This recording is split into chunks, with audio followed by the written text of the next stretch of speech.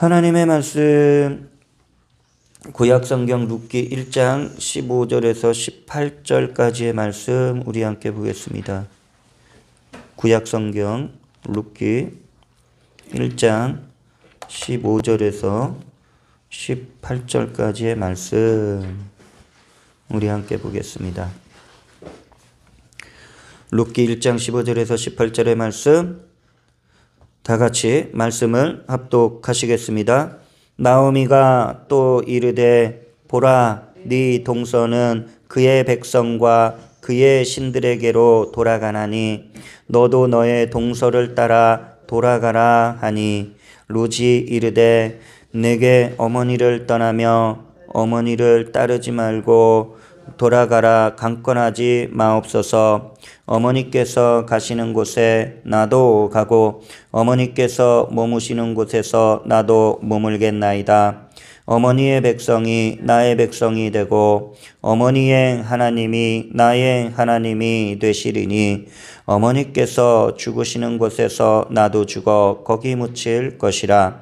만일 내가 죽는 일 외에 어머니를 떠나면 야훼께서 내게 벌을 내리시고 더 내리시기를 원하나이다 하는지라. 나오미가 룻이 자기와 함께 가기로 굳게 결심함을 보고 그에게 말하기를 그치니라. 아멘. 할렐루야. 오늘 이곳에 주의 거룩하신 성령께서 우리와 함께하고 있음을 믿음으로 선포합니다. 또한 가정에서 처소삼아 예배하는 우리 주의 백성들 가정 위에 그곳에도 동일하신 하나님의 은혜와 사랑의 역사가 넘쳐나게 될 줄 믿습니다. 비가 왔어요. 참 비가 왔는데 이른 아침, 이른 새벽에 이제 교회를 오면서 이렇게 길을 보는데 얼마나 이렇게 아름다운지 그 단풍이 물든 것이 하나하나 떨어지고 어제 저녁엔 참 시간을 잠깐 내서 집 앞에 산책을 밤에 나갔는데 그 가로등 불빛에 이렇게 단풍이 물든 그런 모습을 보면서 이건 그대로 갈 수 없다 해서 사진을 몇 장 찍었는데 참 이렇게 자연의 변화를 통해서도 하나님의 섭리를 알 수 있고 그리고 자연이 이렇게 변화되는 게 나쁘게 변화되는 게 아니잖아요. 자연 상태로 냅두면은 어떻습니까? 하나님의 이름의 영광을 더욱더 드러내는 자연의 그러한 일들을 보게 됩니다. 우리의 마음속에서도 아름답고 선한 주님의 마음으로 형형색색으로 물들어서 우리의 삶이, 우리의 말이 주님께 영광을 돌리는 저와 여러분이 되기를 주의 이름으로 축원을 드립니다. 룻기 1장 15절에서 18절의 말씀을 중심으로 고난이 축복이 되는 신앙이라는 제목으로 함께 말씀의 은혜를 나누고자 합니다. 1차 번째 기도회 때 이게 방송을 통해서 계속 이제 룻기를 먼저 말씀을 나누고 이제 지금은 사무엘상을 이제 함께 공부하고 있죠. 주님이 참 이번 주에 어떤 말씀을 전해야 될지 참 많이 기도하게 하셨어요. 그러면서 룻에 대한 이 이방 여인 룻에 대한 이 여인의 믿음을 함께 좀 더 나눌 수 있는 그 마음을 주셨습니다. 고난이 없는 사람들은 없습니다. 저마다 말 못할 고난 또 고민 여러 가지 일들이 있죠. 그래서 저마다 삶의 고난이 있습니다. 그러나 참 우리가 믿음을 가졌다는 게 얼마나 감사한지 모릅니다. 이 믿음의 사람들에게는 고난을 고난으로 여기지 않고 오히려 고난을 축복으로 받아들이게 되는 그런 모습들을 우리는 볼 수가 있습니다.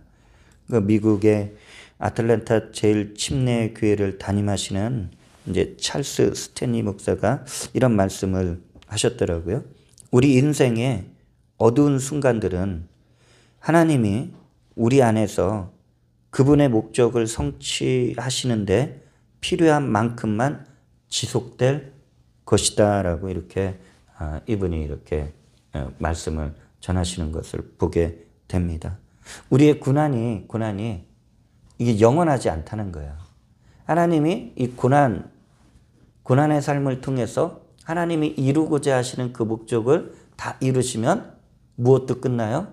우리 삶에 다가왔었던 이 고난도 끝나게 된다라는 것을 이렇게 좀 비유적으로 표현하였습니다. 어떻게 보면 우리가 룻기에 대한 내용을 너무 잘 알고 있죠. 우리가 하나님을 찾을 때 어떻습니까? 고난은 축복으로 바뀌어진다라는 사실입니다.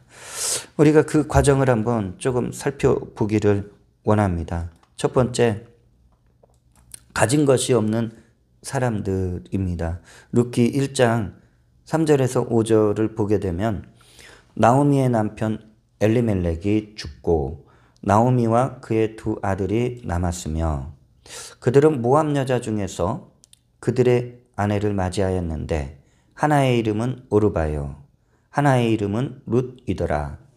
그들이 거기에 거주한 지 10년쯤에 말론과 기럨 두 사람이 다 죽고 그 여인은 두 아들과 남편의 뒤에 남았더라라고 말씀이 기록되어 있습니다.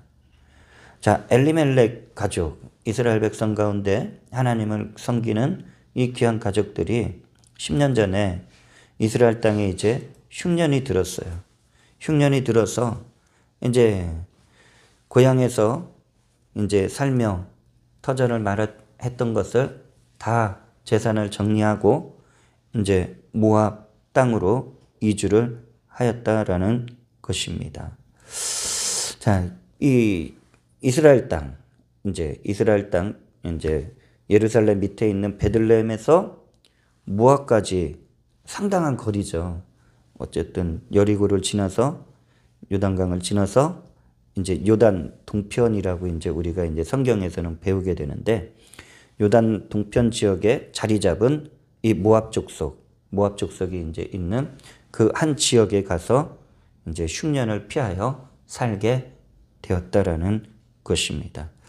자, 그러한 가운데 모압에서 나서 모압에서 자란 여인이 이제 룻이 이렇게 이스라엘 땅에서 이주해 와서 살고 있는 이렇게 좀 풍족하며 하나님을 섬기는 이제 엘리멜렉과 나오미 집안에 시집을 왔다라는 것이에요.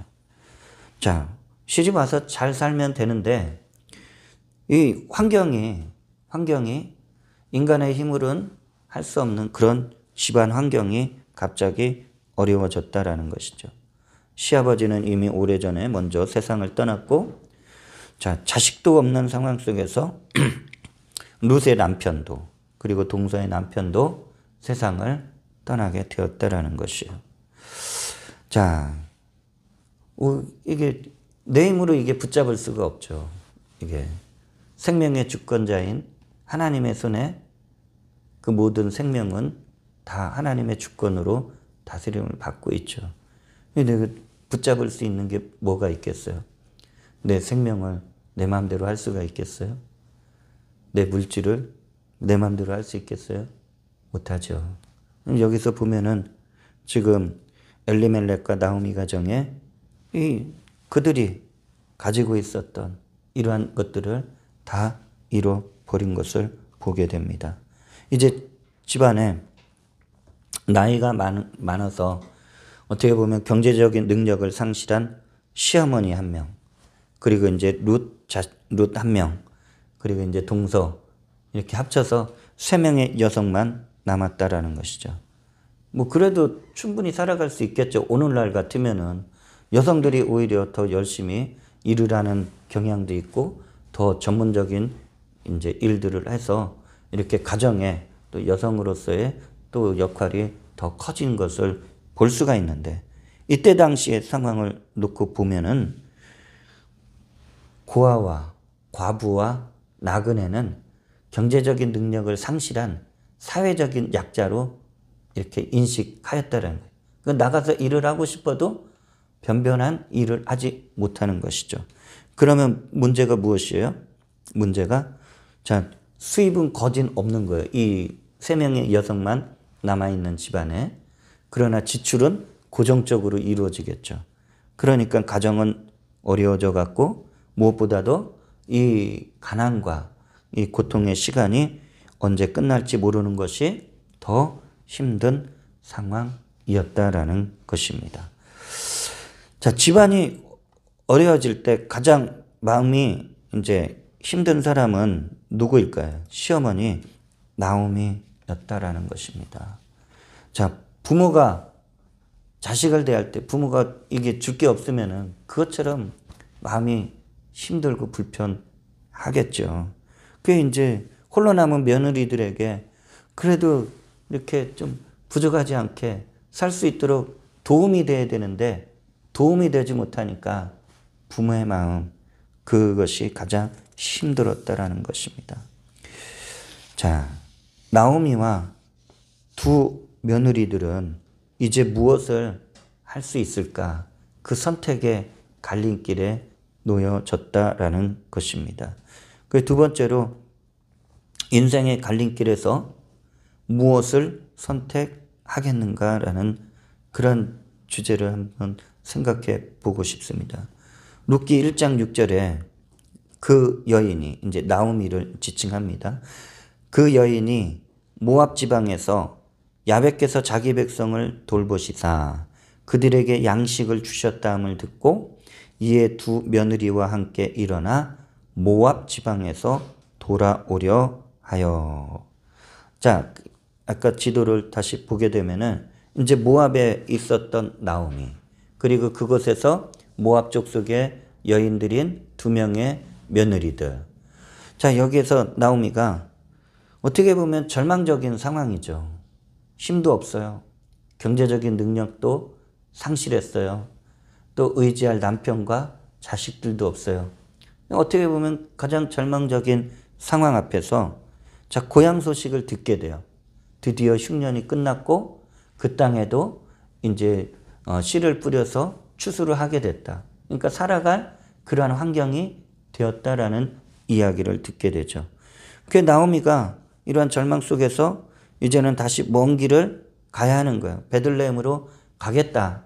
귀향을 결정하게 됩니다.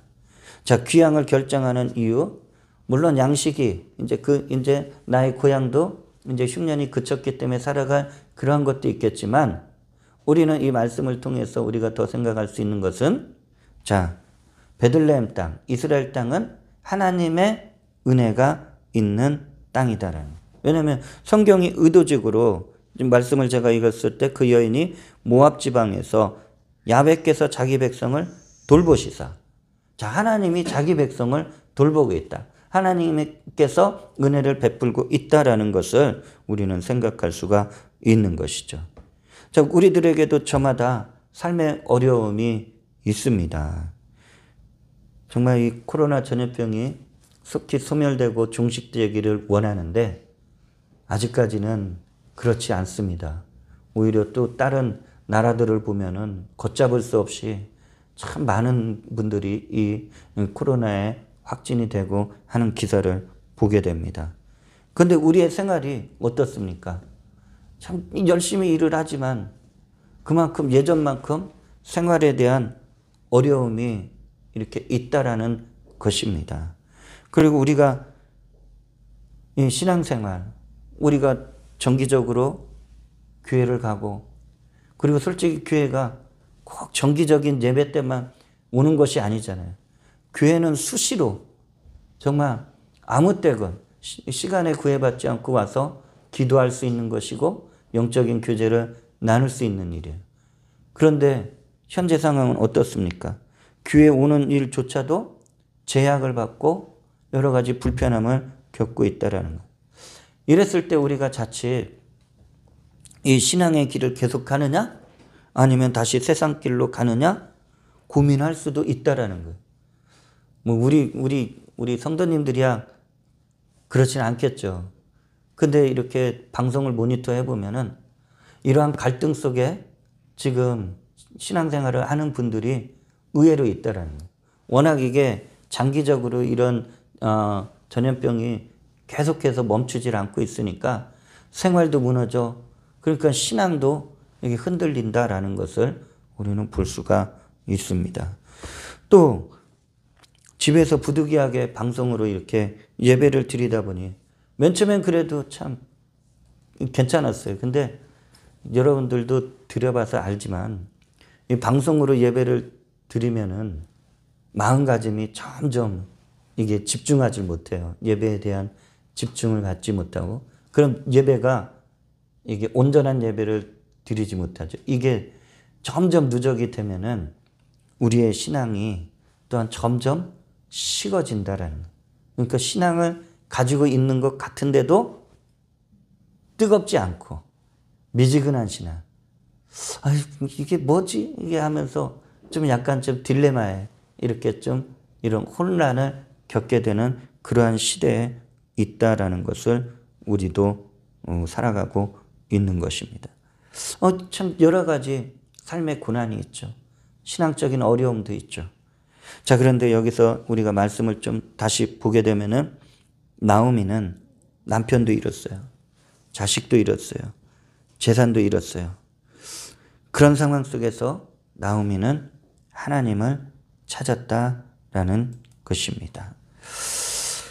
자, 그런데 나오미가 하나님을 다시 찾아가기 위해서 고향으로 간다는 건 하나님의 은혜를 사모하고 가는데 나오미가 이제 이 이방 여인 두 며느리들을 볼 때 참 많은 생각을 하지 않았겠어요. 그래서 나오미가 결단한 것이 무엇이에요? 이 나오미와 함께 가던 이 오르바와 룻에게 자, 이 두 명의 며느리들에게 너희들의 고향 지금 여기 모압 땅에 이제 너희들은 남아라. 나 혼자 간다. 나 혼자가 아닌 걱정하지 말아라. 그리고 너희들은 어떻게 보면 이런 마음 아니겠어요? 이 젊은 며느리들 너희들 여기서 새 출발을 해야 하지 않겠냐. 그러니 너희들 각자 친정으로 가라고 이제 보내게 돼요. 지금 그러한 가운데 먼저 동서 오르바가 이제 시어머니 이제 허락을 받고 새 인생을 살고자 이제 자기 친정으로 돌아가요. 그리고 나서 이제 남은 이 한 명의 며느리 이제 룻은 그런데 자기 친정으로 가지 않는 거예요. 나오미를 따르며 그리고 아까 우리가 전체 본문 말씀을 읽었다시피 하나님을 섬기겠다고 오히려 룻은 굳은 믿음에 대한 결심을 시어머니 나오미에게 하는 것을 우리는 읽었습니다. 자, 동서는 갔어요. 그럼 룻도 당연히 가야 될 상황 아니겠어요? 그런데 이 모압 여인 룻은 어떤 이유로 시어머니를 따르겠다고 한 것일까? 자, 룻은 이 모압은 하나님을 섬기는 나라가 아니에요. 이방 우상에 섬기는 그런 나라입니다. 이 우상을 섬기던 나라에서 자랐었던 이 룻이 하나님을 섬기는 집안에 와서 시집 와서 결혼해서 와서 살면서 이 하나님을 섬기는 이 믿음의 사람들 속에서 살아계신 하나님을 알게 되었다라는 것이에요. 여러분들, 우리가 한 가정 안에서도 하나님을 믿는 사람들이 있고 아직 그 믿음을 갖지 못한 가족들이 있어요. 어떻게 해야 되겠습니까? 우리가 믿는 사람으로서 먼저 가정 안에서 그 살아계신 하나님을 인격적으로 만날 수 있도록 우리가 믿음의 본을 보이고 그리고 하나님의 말씀을 잘 알려주고 그 발걸음이 주님을 찾을 수 있도록 우리에게는 아주 그러한 책임이 주어져 있는 줄 믿습니다. 어찌됐든 여기서 룻이 믿음을 가졌어요. 여러분들, 믿음을 가지게 되면은 그동안 갖고 있지 않았던 이 믿음을 가지게 되면 참 세상 사람들이 이해하지 못하는 이러한 선택을 종종 한다라는 거예요. 우리는 당연한 선택이지만 우리는 당연한 선택인데 세상 사람들이 보기에는 어떻게 저런 선택을 할까 이런 모습들을 우리는 보이게 된다라는 것입니다. 일반적으로 룻도 동서처럼 얼마든지 이제 자기 친정으로 돌아가서 남편을 만나고 자녀를 낳고 새 인생을 살 수가 있었어요. 굳이 이렇게 연세가 많은 시어머니를 앞으로 얼마큼 부양해야 될지 모르지만 부양해야 되는 그 상황, 그리고 평생을 홀로 살지 않아도 되었다라는 것이에요. 그런데 성경은 이렇게 말씀합니다. 룻기 1장 14절을 보면은 그들이 소리를 높여 다시 울더니 이제 동서 오르바는 그의 시어머니에게 입맞추되 이제 떠나가는 거예요. 룻은 그를 붙쫓았더라. 제가 붙쫓았더라 이것 때문에 지금 어떻게 보면 이 주일 말씀을 준비하게 되었어요. 붙쫓았다. 이게 무슨 말이에요? 이거를 좀 더 이렇게 풀어보면은 나오미를 붙잡고 따랐더라라는 거예요. 시어머니를. 룻이 힘이 없는 그 연약한 가운데 있는 시어머니 나오미를 붙잡고 그 시어머니를 따랐더라라는 그러한 표현으로 우리가 해석할 수가 있습니다. 그런데 이것은 그 룻의 겉으로 보여지는 모습이에요. 시어머니 나오미를 붙잡고 따랐지만 그럼 룻의 마음은 누구를 붙잡았겠어요? 믿음이 들어가니까 하나님을 붙잡고 따라갔다라는 거예요. 제가 그래서 이 붙쫓았더라 이 말씀을 참 계속 묵상했어요. 내 모습은 하나님을 이렇게 섬긴다 하면서 누군가를 붙잡고 따라갈 수도 있어요. 그런데 내 마음은, 우리들의 마음은, 정말 내 마음이 내가 하나님을 정말 전심으로 붙잡고 따라가고 있는가. 나부터가 그런 생각을 참 계속 하게 되더라고요. 룻이 만약 모압 땅에 남았다면 룻의 인생, 어떻게 보면 룻의 이 몸은 행복했을 것이에요. 하지만 제가 이렇게 좀 생각할 때는 몸은 행복했을 것이지만 가장 중요한 신앙은 잃어버렸을 것이다 라고 저는 이렇게 좀 해석을 하게 됩니다. 룻의 선택은 세상에서 새로운 인생을 사는 것보다 룻에게 있어서는 이 믿음, 이 신앙을 선택하는 것이 자신의 삶에서 더 절실했다, 더 절박했다라는 것을 보여주고 있습니다.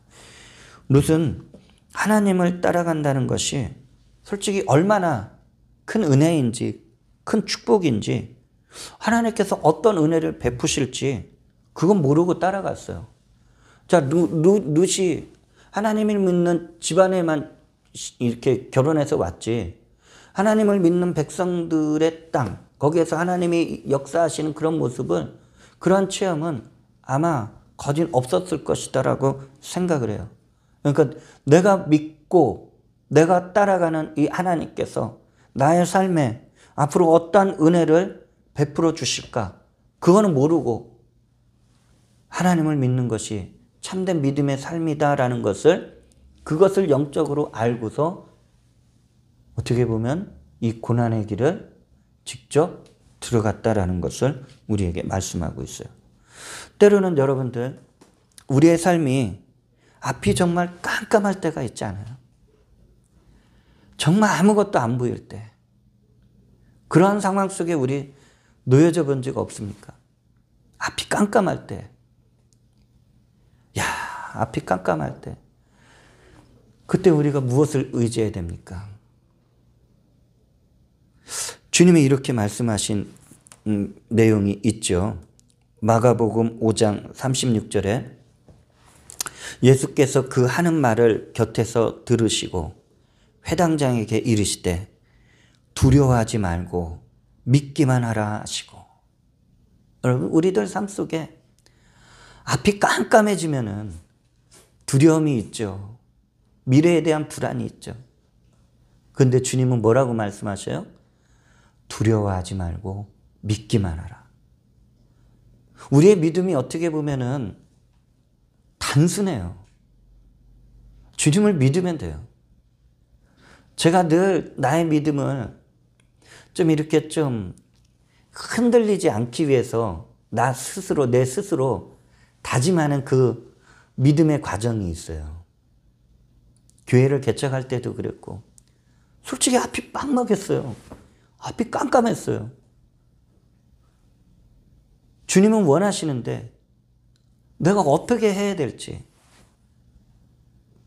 정말 앞이 깜깜해요. 주님, 내가 어떻게 해야 됩니까? 그러면서 참 기도를 할 때 나에게 이런 마음을 주셨어요. 어린아이와 같은 믿음. 그러니까 의심하지 않는 거예요. 어린아이들이 뭘 의심하겠어요. 단순해요, 정말. 믿으면 되는 거예요. 어린 자녀들은 부모에 대해서 절대적인 믿음을 가지고 있어요. 부모가 어렵다 그래도 내 부모야. 나한테만큼은 최고야. 의심하지 않아요. 애들 좀 커봐요. 이제 중딩되고 고딩되고 해봐. 이제 자기 뭐 해보겠다고 막 부모에 대해서 이래라 저래라 하고 막 하죠. 근데 어린 자녀들은 절대적인 믿음이 있어요. 저한테 그런 마음 주셔가지고 정말 어린아이와 같이 믿기만 하고 그리고 나서 하나님 앞에 순종했어요. 오늘날 지금까지 이제 오고 있잖아요. 그런데 지금까지도 그래요. 때론 내 인생에 내 사역의 길에 어려움이 있고 괴로움이 있을 때 어떻게 하지? 이 생각 저 생각 저도 해요. 그런데 결론적으로는 어디로 가느냐? 또 어린아이 같은 믿음이 되는 거예요. 믿기만 하는 거예요. 주님, 내가 뭘 할 수 있겠습니까? 주님 도우시지 않으면 이 교회가 어떻게 세워져 갈 수 있겠습니까? 제가 누구처럼 나가서 일을 하면서 이 교회를 세울까요? 그럼 사역이 제대로 이루어질까? 성도들에게 그나마 부족하지만 이 생명의 말씀을 정말 온전히 전할 수 있을까? 저는 제 자신을 알아요. 두 가지 일을 못해요. 그게 단순해야 돼요. 자, 저와 여러분들 앞이 깜깜할 때 나의 구주가 되시는 예수님을 믿고 따르는 그러한 은혜만 있기를 간절히 바랍니다. 마지막으로 세 번째, 결과죠. 이제는 쓴물과 같은 인생이 단물의 인생으로 바뀌는 축복이 룻기에는 다 기록되어 있습니다. 결론적으로 보게 되면 룻기 4장 13절 보면은 룻의 환경이 완전히 이제 180도 바뀐 것을 보여주죠. 이에 보아스가 룻을 맞이하여 아내로 삼고 그에게 들어갔더니 야훼께서 그에게 임신하게 하심으로 그가 아들을 낳은지라. 룻은 아무것도 없었어요. 자, 사람들은 성공을 위해 새로운 것을 찾죠. 세상 사람들 성공을 위해서 어디 가야지 성공을 하지? 여기 가면 돈을 벌까? 저기 가면은 내 지위를 높일 수 있을까? 사람들도 찾아요. 그런데 룻은 믿음으로 하나님을 섬기려고 한 번도 가보지 않은 하나님의 역사가 있는 땅, 유대 땅 베들레헴에 들어갔다라는 것이에요. 그러니까 세상을 성공하기 위해서 하나님의 땅을 들어간 게 아니고 이 믿음이 생기니까 하나님의 은혜가 있는 그 땅을 사모하고 믿음으로 들어갔다라는 것입니다. 여러분들, 우리의 믿음이 이게 변함이 없어야 돼요. 언제까지요? 주님이 우리를 부르실 때, 우리가 천국문 앞에 섰을 때 이 믿음이 있어야지만 그 문이 열어지게 될 줄로 믿습니다. 지금 믿음 좋다고 자랑하지 마시고, 이전에 좋았었던 믿음 자랑하지 마시고, 오늘의 믿음 끝까지 지킬 수 있도록 주의 이름으로 축원을 드립니다. 이방 여인이 하나님을 믿는다는 게 이 이스라엘 백성들에게는 아주 큰 이슈예요. 야, 이방 사람들도 하나님을 믿어? 우리가 이렇게 반문하듯이 이렇게 묻기도 하잖아요. 그러니까 굉장히 큰 일인데, 이 이방 여인, 우상을 섬기던 여인이 어떤 믿음을 가지고 있길래 우리 하나님을 섬기는 이 이스라엘 땅에까지 와서 살려고 온 거지? 아주 그냥 이 이방 여인 룻에 대해서 이 베들레헴 지역에 있는 사람들은 초미의 관심사였어요. 그러니까 룻의 행동 하나, 말 하나가 엄청난 관심을 가지게 되었다라는 것입니다. 속으로 이렇게 생각하지 않겠어요? 이스라엘 백성들 얼마나 하나님 잘 믿는다고 자부심이 있어요. 우리는 세상에서 택함받은 선민이잖아. 우리만 하나님께만 택함 받았잖아. 이방 사람들은 하나님께 택함 받지 못했잖아. 멸망당해도 괜찮잖아. 저 사람들 사람으로 취급하지 않아도 되잖아. 그래서 이방 사람들 개 취급했잖아요. 자기만의 믿음을 갖고 있는 이 이스라엘 사람들이 이방 여인 룻이 믿음을 가지고 왔어요. 그래, 얼마나 잘 믿을까? 이런 마음 없었겠어요? 진짜 하나님만 섬길까? 그리고 저렇게 나이 많은 시어머니를 잘 공경할까? 이런 관심을, 이런 생각을 가지고 룻에 대한 관심을 보이지 않았겠습니까? 우리 성도님들, 저도 그래요. 저도 그렇고 성도님들도 그렇고. 자, 룻과 같이 이런 관심 받은 적이 있죠. 우리들이 처음 예수를 믿을 때, 아니 좀 더 교회는 다녔지만 우리가 그 믿음의 눈이 띄어져서 이 신앙생활을 정말 몸부림치며 주님을 따를 때, 그 시점에서부터 우리가 처음 예수를 믿을 때 나의 가족들, 나의 친구들, 또 나의 동료들, 내가 예수 믿는다고 관심을 보이지 않았어요? 저는 관심 많이 받았어요. 내 일하는 직장 동료들이 정말 의외다. 근데 내 친구들, 참 오래도록 만나던 친구들이, 제가 밴드에도 한번 그런 글을 올린 적이 있죠. 적당히 미쳐라, 막 그 정도로. 저도 관심을 많이 받았어요. 저도 썬데이 크리스찬이었고, 그 영적인 은혜를 모르고 살다가 예수 제대로 믿겠다, 그런 말 한 적도 없어요. 근데 제대로 믿으려고 몸부림쳤을 때 사람들의 눈에 그렇게 보였습니다. 그리고 예수 믿고 변화되자 사람들의 반응이 저와 여러분들에게 나타나지 않았습니까? 야, 너 어떻게 그렇게 바뀌냐. 좋게 바뀐 거예요. 우리 예수 믿고 좋게 바뀐 거예요. 나쁘게 바뀐 게 아니고 좋게 바뀌는 거예요. 룻은 뭐 몰랐을 수도 있겠죠. 룻은 가난하였지만 하나님을 경외하고 성실하게 일으라며 시어머니 나오미를 정말 정성을 다해 공경을 했어요. 그러니까 이 여인, 혼자 여인으로, 그러니까 생활적인 능력은 거진 없는 거예요. 그 시대적인, 사회적인 분위기가. 그 룻이 무슨 일을 했어요? 추수하는 밭에 가서 추수하고 떨어진 그 나달, 이삭을 줍는 걸로 하루하루 생활을 연명했었던 것을 보게 되죠.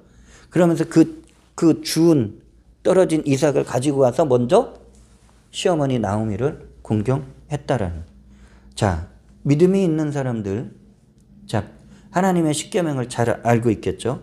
부모를 공경한다라는 것은 십계명에서 제5계명에 해당이 됩니다.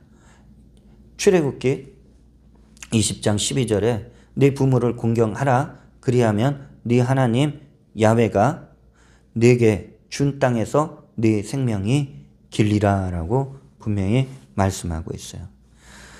자, 사람들도 보았다면 하나님도 보고 계셨겠죠.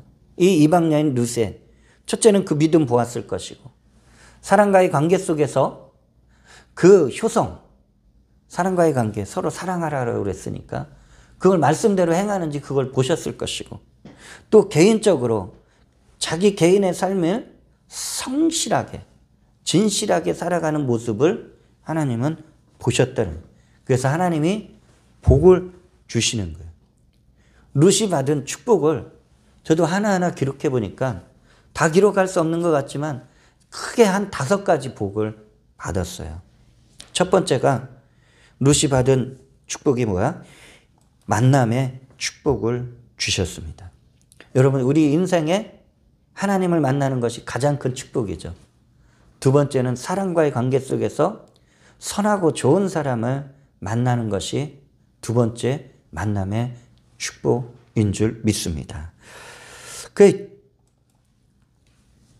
룻이 사람과의 관계 속에서 제일 소중한 이제 만남이 누구예요? 보아스. 장차 자신의 남편이 될 이제 보아스를 만나게 되었습니다. 이 보아스는 베들레헴에서 아주 훌륭한 인품과 지위를 가진 자기의 시아버지, 그러니까 엘리멜렉의 친조이었다라는 것이에요. 보아스는 룻의 신앙과 효성, 그 다음에 성실함을 보고 이스라엘 하나님의 율법에 정해진 그러한 말씀에 순종해서 엘리멜렉 가문의 대를 이어주고 그 가문을 회복시킬 수 있는 기업물을 자격에 그 모든 자격을 성실하게 이행하게 되었다라는 것입니다. 룻이 한 게 뭐 있어요? 룻이 보아스를 만나려고 뭐 억지로 했어요? 그런 것도 없어요. 우연히 만났지만, 여러분, 우리는 우연이라고 안 하죠. 하나님의 섭리 안에서 만남을 갖는다라는 것을 우리는 볼 수가 있습니다. 두 번째, 룻이 받은 축복이 뭐예요? 자녀를 낳는 복을 주셨다라는. 룻은 전 남편 이제 먼저 세상을 떠났지만 자녀가 없이 죽었다고 성경은 분명히 기록하고 있어요. 그런데 룻이 보아스와 만남의 축복을 통해서 결혼을 하고 그리고 아들을 낳았어요. 자녀를 낳았다라는 것은 그 여인은 하나님의 축복을 받은 여인으로 이 시대에 모두 다 인식하는 거예요. 그러니까 자녀를 못 낳으면 우리가 사무엘상 누가 나와요? 1장에 한나 나오잖아요.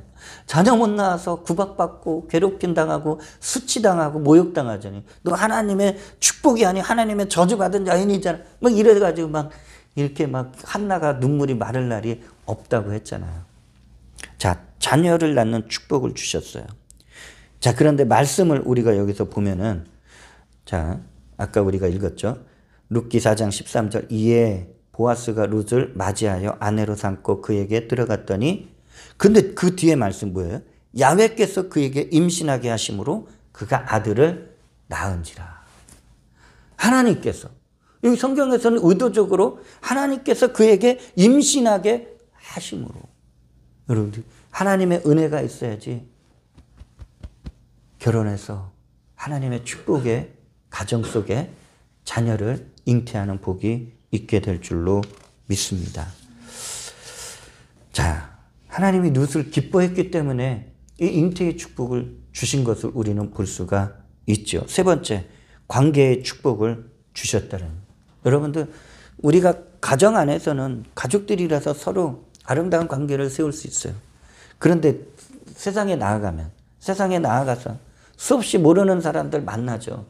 자, 그런데 이 베들레헴에 있었던 모든 사람들, 이방 여인이 이제 믿음을 가지고서 자기 땅에 이스라엘 땅에 왔잖아요. 이 룻의 행실을 봤잖아요. 왜? 초미의 관심사였으니까.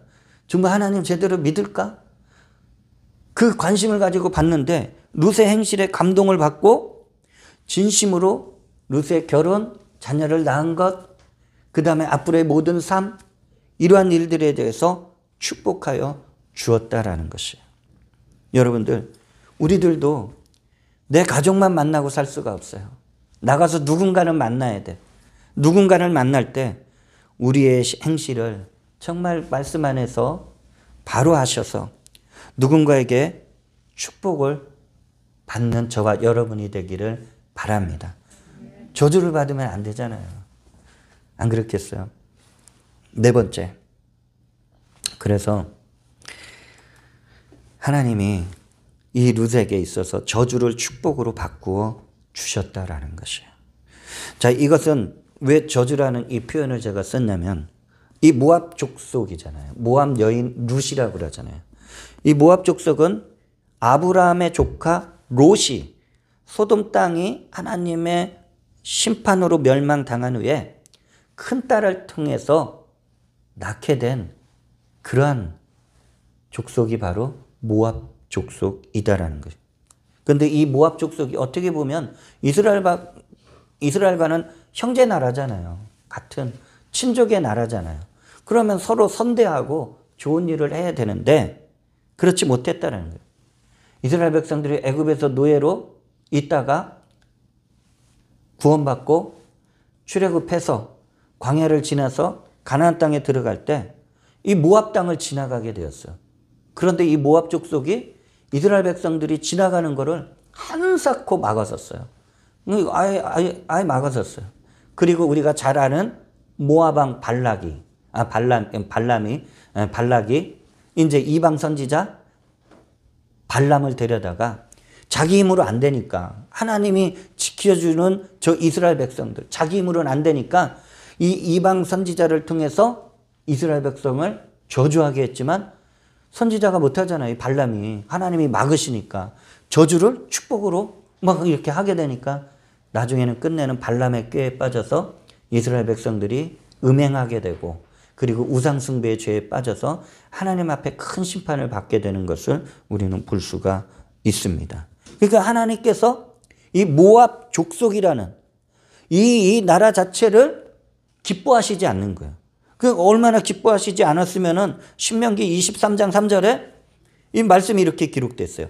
암몬 사람과 모압 사람은 야훼의 총회에 들어오지 못하리니 그들에게 속한 자는 10대뿐 아니라 영원히 여러분들 영원히 하나님이 얼마나 모압 족속이 이스라엘을 괴롭혔으면은 영원히 야훼의 총회 하나님의 은혜에 들어오지 못하리라고 성경이 기록되어 있다라는 것이에요. 자, 하나님의 은혜를 영원히 받을 수 없도록 자격 상실을 당한 거예요. 그리고 이후로 선지자들을 통해서 이스라엘 선지자들을 통해서 세계에 하나님의 심판이 있을 때 모압은 항상 심판받아 멸망할 것이다라고 예언하게 돼요. 자, 그런데 이 모압 족속 저주받은 족속인데 그 가운데 모압 여인 룻이 하나님을 믿었어요. 믿음을 가졌어요. 그랬더니 오히려 이 저주가 끊어지고 하나님의 축복이 은혜를 받게 되었다라고 룻기에 기록되어 있는 것입니다. 우리들도 마찬가지죠. 우리들도 죄악 가운데 출생해서 가만히 냅두면 가만히 살다가 멸망당할 그러한 운명이었다라는 것이에요. 그런데 우리가 예수 그리스도를 믿게 되었어요. 그리고 우리의 죄를 회개하고 그리고 하나님의 자녀가 되고 하나님의 축복을 받는 그러한 은혜를 지금 누리고 있는 줄 믿습니다. 이게 은혜예요. 마지막 다섯 번째. 하나님의 나라의 이름이 기록되는 축복을 받았다라는 거예요. 자, 이것은 이제 신약까지 이제 우리가 성경을 이제 관통해야 되는데, 자, 예수님이 이 땅에 오실 때 이 하나님의 예언을 하나하나 다 이루시면서 오시죠. 다윗의 가문을 통해서 다윗 왕조를 통해서 이 땅에 오신다 그랬어요. 예수님이 다윗의 가문을 통해 이 땅에 오실 때 다윗의 조상 가운데 보아스가 들어있는 거예요. 그리고 의도적으로 성경은 보아스와 그의 아내 룻의 이름까지도 넣었어요. 전부 다 그냥 그 족보상에 그들의 아내를 넣지는 않았어요. 딱 3명만 넣었어요. 여성들의 이름은. 자, 이렇게 룻이 하나님 나라에 특별하게 이름이 영원토록 지금 기록되어 있는 것을 보여주고 있습니다.